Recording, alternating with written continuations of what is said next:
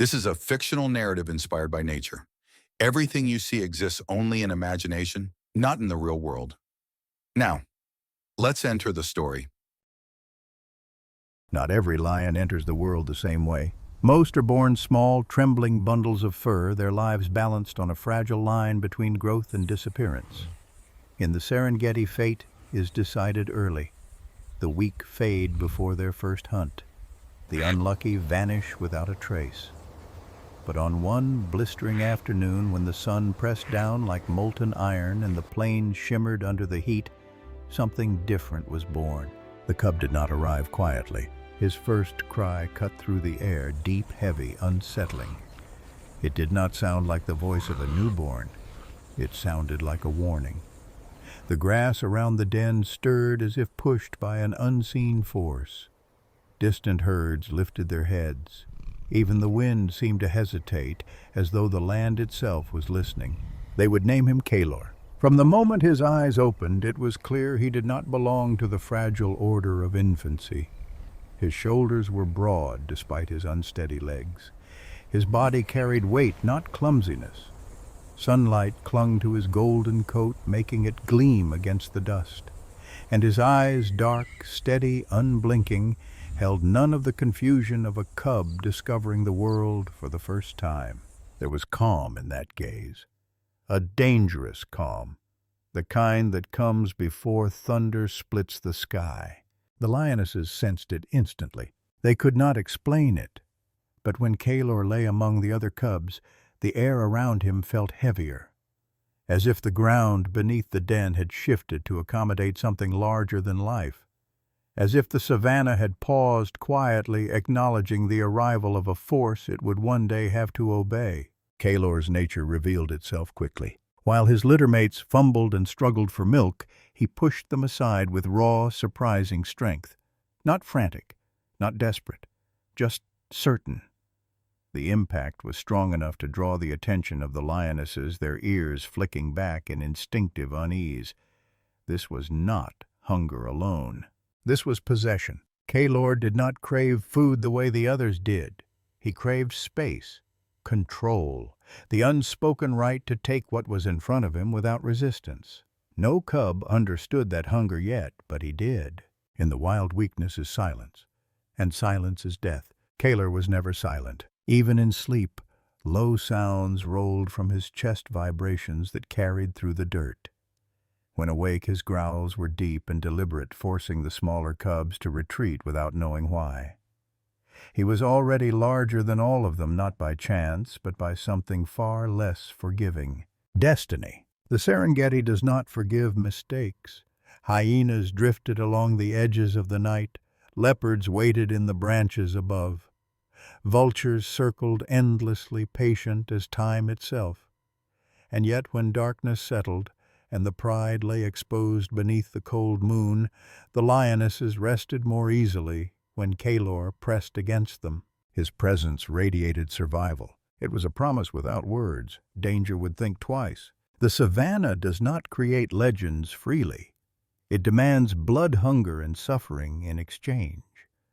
But Kalor already looked less like a cub, and more like the first draft of a king muscle wrapped in fur, instinct sharpened beyond his age. Could the plains contain him? Could rivals survive him? Those questions lingered in the heat, heavy and unanswered, as Kalor's story began not as a tale of survival, but of inevitable dominance. This was not the birth of a lion meant to endure. This was the arrival of something meant to rule. The Savannah does not wait for anyone. Seasons turn without mercy, and those who cannot keep pace are erased as quietly as footprints in dry grass. As months passed, Kalor did not simply grow. He expanded as though the land itself were feeding him strength. By the time he reached his second year, his presence had become impossible to ignore. He was enormous, not just tall or heavy, but dense, packed with muscle that shifted beneath his coat like stone beneath sand.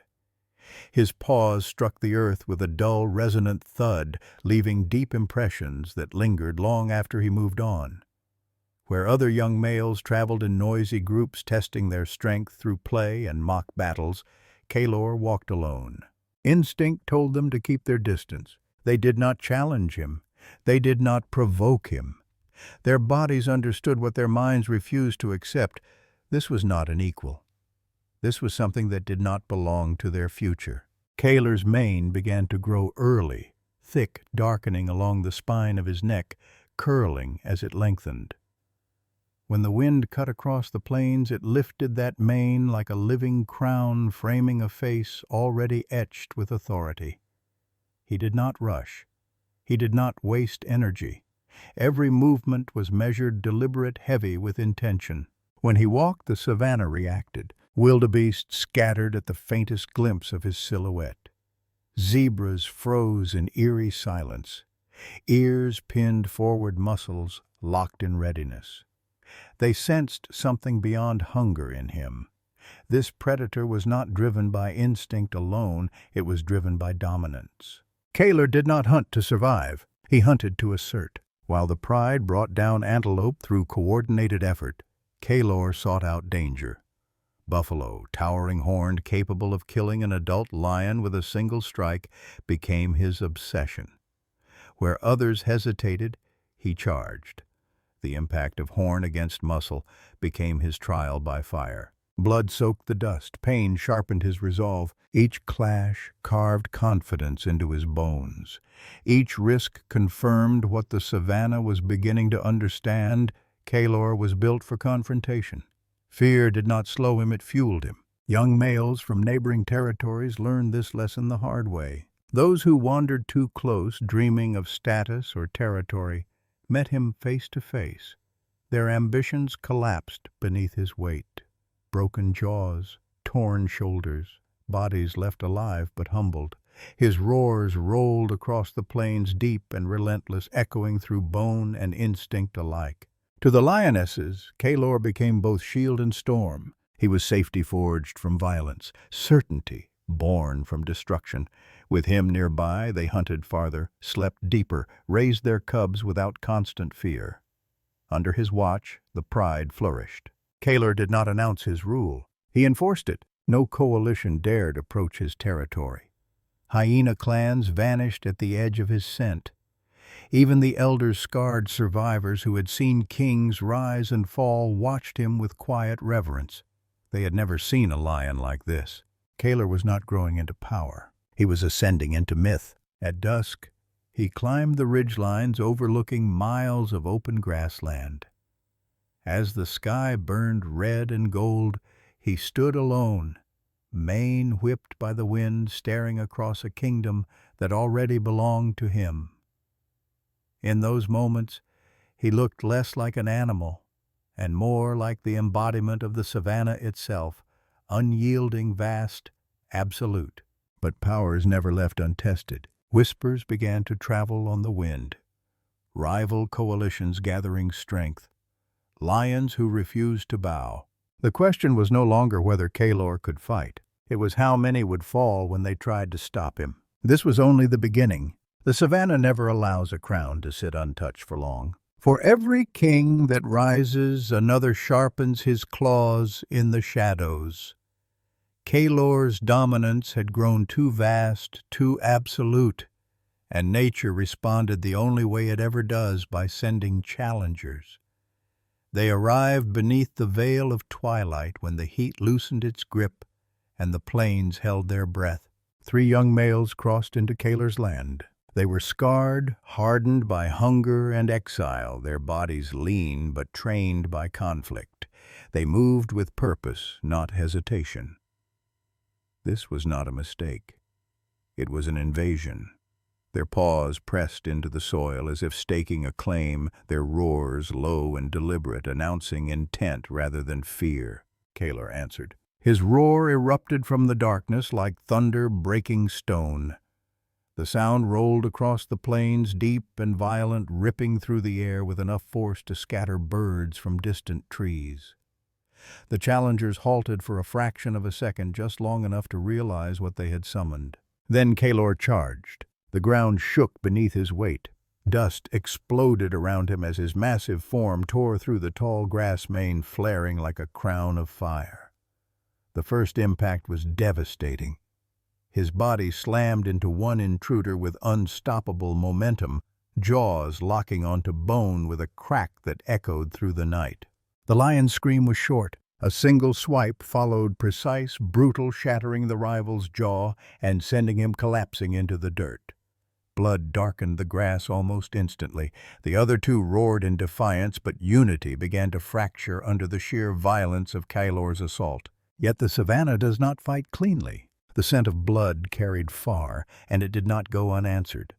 From the edges of the darkness, shapes began to move. Hyenas, dozens of them, laughing, snarling, circling like a living tide of teeth and hunger. What had begun as 3 against 1 became something far worse. Kaelor against the savannah itself. He did not retreat. He turned toward the swarm, eyes burning, muscles coiling with lethal intent. His jaws snapped shut around a hyena's throat, silencing it instantly. Another was hurled aside, crushed beneath his weight, its body folding into the dust as if made of nothing. But for every body that fell, more closed in. Claws tore at his mane, teeth scraped against muscle. Blood ran freely now, streaking his golden coat, matting the dark strands of his mane. His breathing thundered through the chaos, each exhale a promise of continued destruction. Then the lionesses joined the fight. They came without hesitation, fast, fierce, and merciless. Their roars cut through the hyena's laughter as claws ripped into flanks and jaws closed around legs and spines. The battlefield exploded into a storm of dust, screams, and violence. This was not a hunt. It was a war. By the time dawn broke, the savannah was stained dark. Bodies lay scattered across the grass, hyenas torn apart, their numbers shattered. The 3 rival males, broken and battered, dragged themselves into exile, their ambitions left behind like bones picked clean. Kaelor stood at the center of it all. His chest rose and fell heavily. Blood dripped from his mane. His body ached, torn and burning, but he stood unbowed, unbroken. As vultures began to circle overhead, the message carried far beyond the battlefield. Kaelor was no longer just a dominant lion. He was a warlord. From that day on, his roar was no longer a warning, it was a verdict. The savannah had chosen its ruler, but every victory carries a price. Every roar travels farther than intended, reaching lands where other kings listen and plan.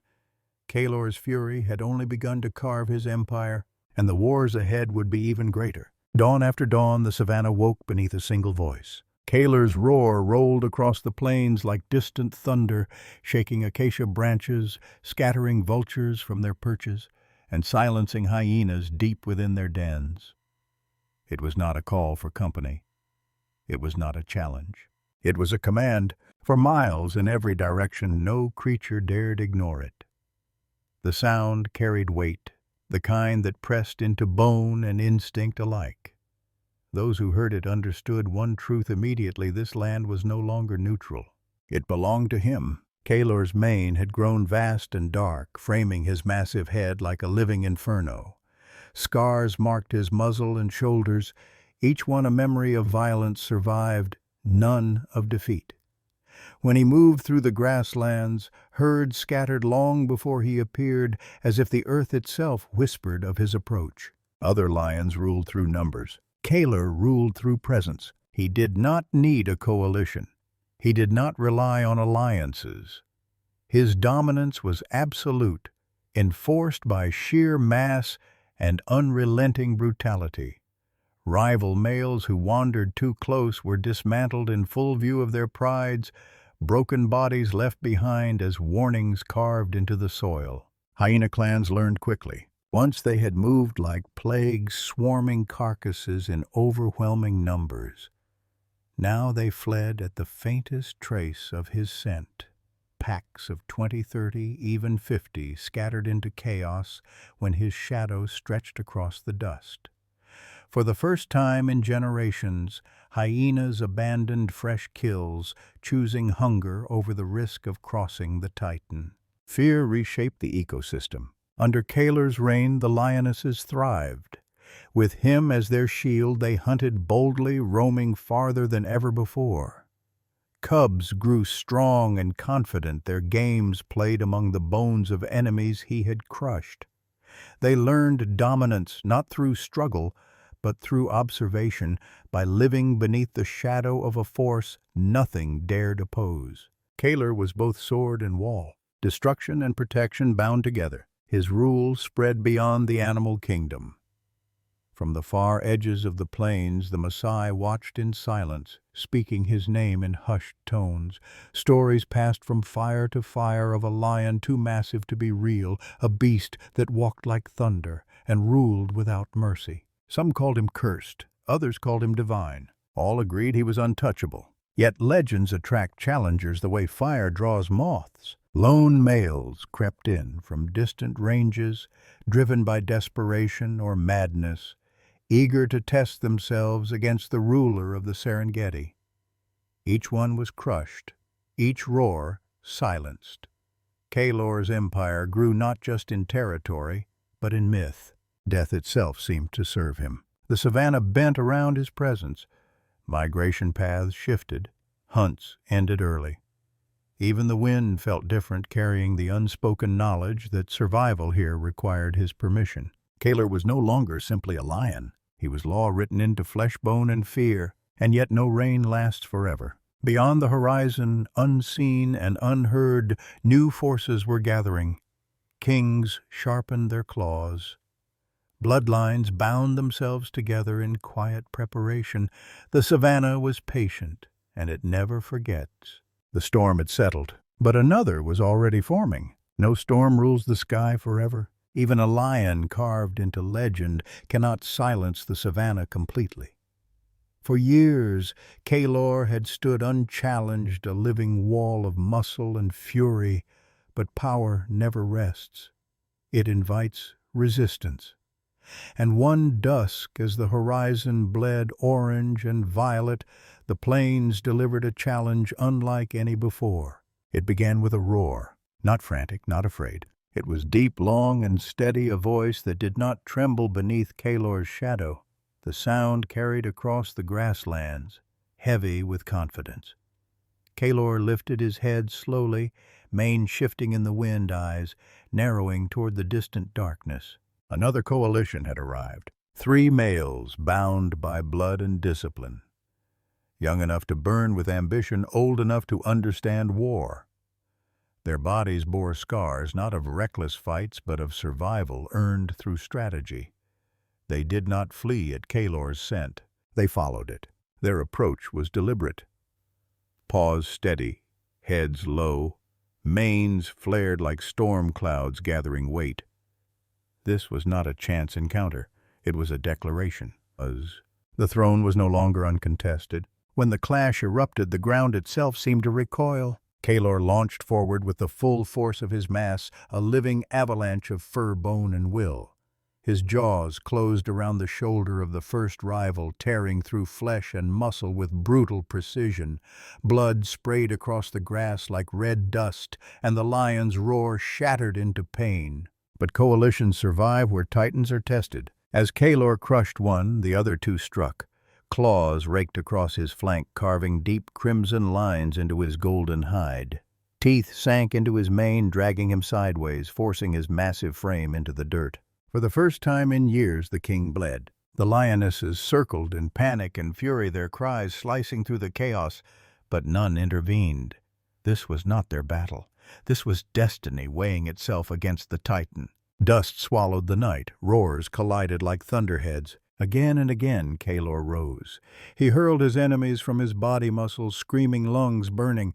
Pain flashed white-hot through torn flesh, but his eyes burned with something beyond rage. Refusal. Every wound became defiance. Every scar sharpened the myth. Kalor fought not to win, but to remain. As dawn crept across the plains, the battle slowed. The rivals regrouped, circling warily, their own bodies bleeding. Their confidence cracked, but not shattered. Kalor stood facing them, mane torn sides, heaving body mapped with fresh scars. He had not fallen, but neither had he conquered. The savannah fell silent, as if holding its breath. No roar broke the moment. No charge followed. Slowly, cautiously, the coalition withdrew, melting back into the distance, their ambition bruised but not extinguished. Kaler remained, alone, wounded, unyielding. The question now hung heavy in the morning air. Had the king proven himself unbreakable, or had the first fracture finally appeared? Dawn spread across the savannah like spilled gold and blood. Kaler stood alone where the night's violence had ended, his massive frame silhouetted against the rising sun. His mane hung torn and heavy, darkened by dried blood, each breath pulled deep into his chest, slow and deliberate, as though he were measuring the cost of remaining upright. He had not been defeated, but the land could see that he had been tested. The rivals were gone, their scent fading into the distance, but the marks they left remained etched across Kalor's body. Deep gashes lined his flanks. One shoulder burned with every movement. Pain pulsed through him, not enough to break him, but enough to remind him that even titans were made of flesh. The savannah watched. Hyenas lingered far beyond the horizon, silent for once. Vultures circled high above, uncertain, waiting for a collapse that never came. Even the wind seemed hesitant, brushing his mane gently, as if unsure whether it was allowed to touch him. Kaler lifted his head and roared. The sound was rougher now, edged with exhaustion, but it carried the same authority. It rolled across the plains, announcing a single truth: the throne still stood. The lionesses approached cautiously. They did not rush him. They did not crowd him. Instead, they formed a wide circle, watchful and alert, reading his posture, his breathing, the tension in his muscles.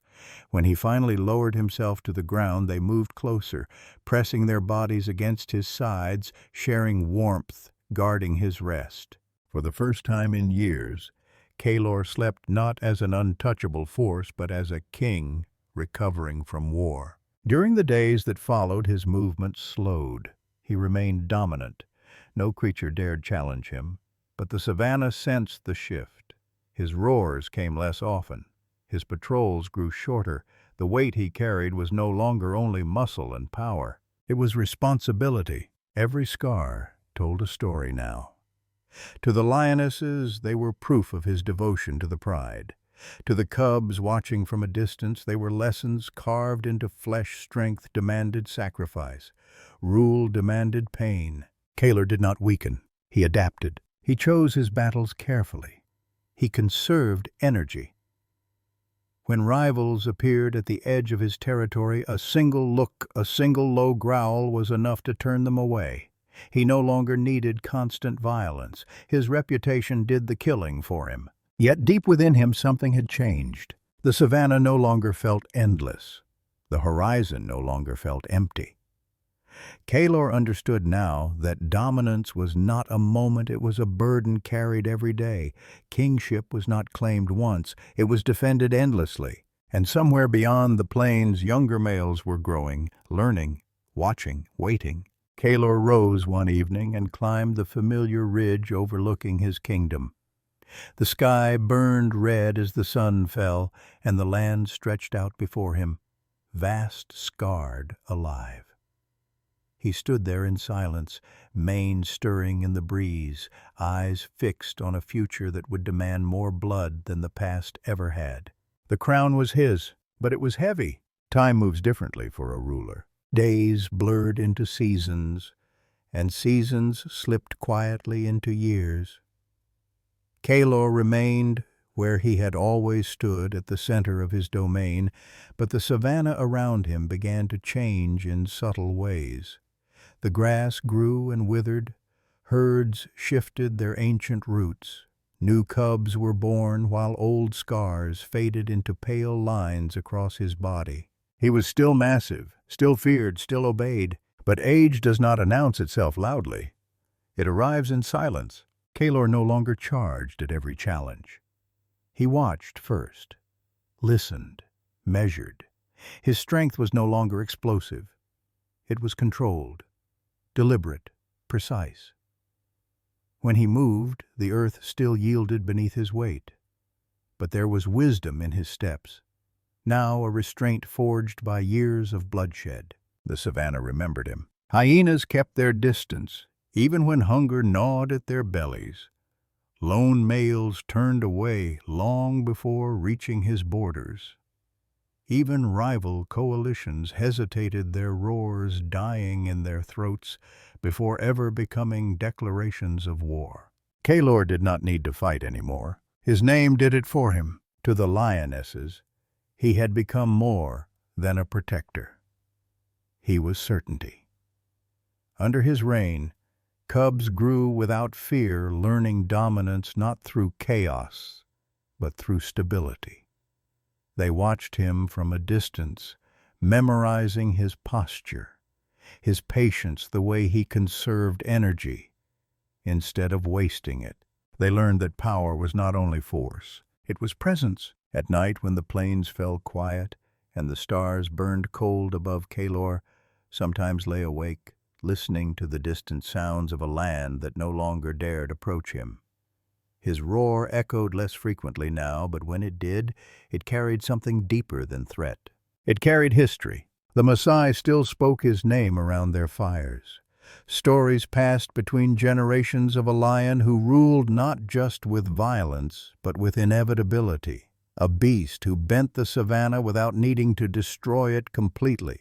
Some called him the Titan of the Plains. Others said he was a myth born from fear. Kalor did not care. He had outlived challengers.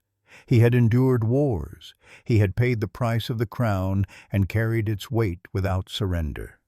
Even as younger lions grew beyond the horizon, stronger and faster, they grew in a world shaped by his reign.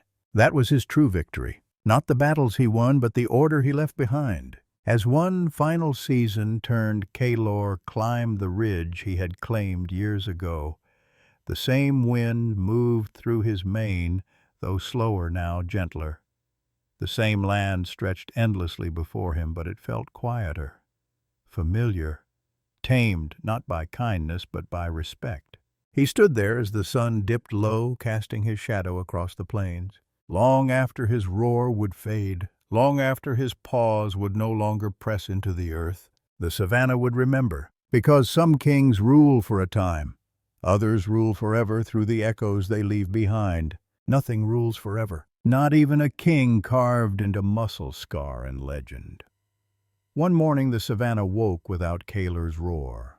The wind still moved through the grass. The sun still rose indifferent and ancient. Life continued as it always does. But something was missing. There was no single moment of collapse. No final battle witnessed by the plains. Kalor did not fall screaming beneath rivals. He faded the way true power often does, quietly leaving behind a space too large to fill. The ridge where he once stood remained empty. The lionesses moved differently now, more alert, more cautious. The cubs played, but with an instinctive awareness that protection was no longer absolute. Hyenas tested the borders again, tentative and unsure, remembering pain, even as hunger tempted them forward. Kalor was gone, yet his presence remained. The savannah he left behind was not the same one he had inherited. It was shaped by years of enforced order, by boundaries carved through fear and respect. Migration paths still bent around the land he once ruled. Rival lions hesitated where he had once stood, their bodies remembering lessons their minds had never learned firsthand. That was his true legacy. Kalor's story was never just about strength. It was about responsibility, power. The savannah teaches is not granted for dominance alone. It demands endurance. It demands sacrifice. Kalor learned this through blood and pain, that ruling is heavier than fighting, that protecting others costs more than conquering enemies. He showed that raw force may seize control, but restraint sustains it. As he aged, Kalor proved that leadership is not measured by how often one fights, but by how rarely one must. His greatest victories were not the bodies left behind, but the stability that followed. Cubs grew strong beneath his reign. The pride endured because he understood when to act and when to stand still. The savannah offers another lesson. No creature, no matter how powerful, stands outside time. Strength fades. Speed slows. Even legends must make room for what comes next. Kaler did not escape this truth, but he faced it without fear. Because legacy is not about permanence, it is about impact. Long after his paws stopped pressing into the earth, his influence continued to shape behavior, instinct, and survival. The lions who followed would never know him personally, yet they would inherit a world molded by his existence. And that is the final truth of power. True strength is not domination without mercy. It is dominance guided by purpose. It is the willingness to bear the cost so others may endure. Kaler ruled not because he was the strongest, but because he carried the weight of that strength until the very end. And in the heart of the Serengeti, where the wind still moves through tall grass and the land remembers everything, his story remains not as a warning, but as a lesson.